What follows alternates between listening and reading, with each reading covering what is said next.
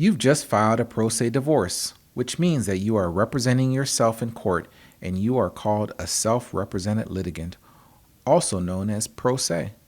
You may have received a packet from the court on your first court date.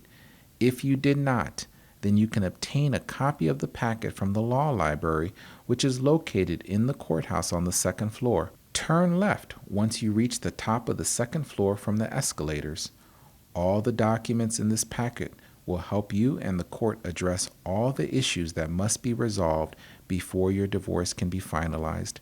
Let's go through the packet more specifically and review how each document relates to each issue in your divorce. First, the court must address the financial issues in your case, and to do that, they must know the incomes, debts, and assets of each party. The issues considered financial in your case are maintenance, child support, division of debts, and the division of property. This is why you and your spouse must both thoroughly complete a form called a financial affidavit. Remember to be specific when filling out this form. In order to calculate your monthly income, start with your annual income and divide that number by 12. Your monthly income from employment must be listed in this box. Also, remember to list any other income, such as dividend income or rental income. If you owe anyone money or have a balance on a car note, a mortgage, or credit card, it should be noted in number 14. Remember to fill out each box in this section. You should also be very specific in listing your assets in number 15. If you do not own an asset, write, "I do not own this type of asset."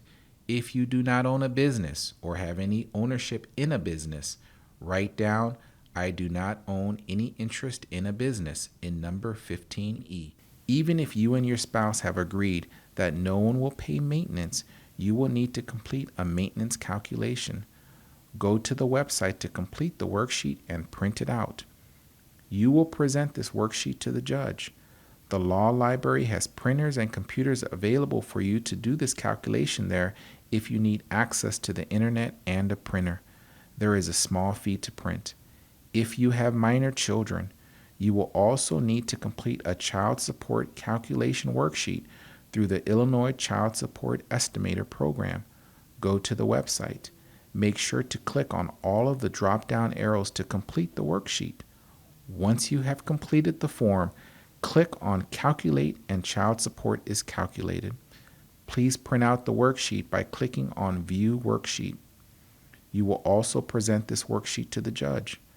This website may also help you calculate your net or after taxes income on line 8 of the worksheet. When you go in front of the judge, you should be able to discuss what amounts of money you may have paid in past support or may have received, as well as when. You should bring proof of payment. This will give the judge an idea of the history of payments and whether back due support, if any, should be set. Back due support is called an arrearage. If you do not have the maintenance and/or child support calculations completed, the judge may assign your case to another date, and you will need to come back to court at that time, causing your case to be delayed. If you require legal assistance setting child support, you may contact Child Support Services by calling 1-800-447-4278. Again, if you need access to a computer, printer, or assistance, the law librarians can assist you. If you have children, you and your spouse must come to an agreement on how to parent your children after your divorce is final. You will need to come to an agreement with your spouse and write those agreements down in the parenting plan form, and both must sign it. You will need to come to a specific agreement as to which parent has parenting time with the children on which days and times on a regular basis, holidays, etc.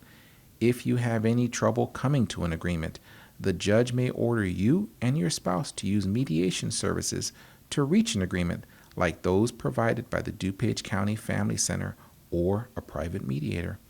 To finalize your divorce, you must also fill out a certificate of dissolution of marriage and a judgment of dissolution of marriage. If you and your spouse do not share children together, you will fill out a judgment for dissolution of marriage, civil union, divorce, no children. If you and your spouse share children together, you will fill out a judgment for dissolution of marriage, civil union, divorce with children. Once you have reached agreements regarding all of the issues in your case, and the court reviews all the forms and also deems your agreements are reasonable and within the law, the judge will be able to finalize your divorce.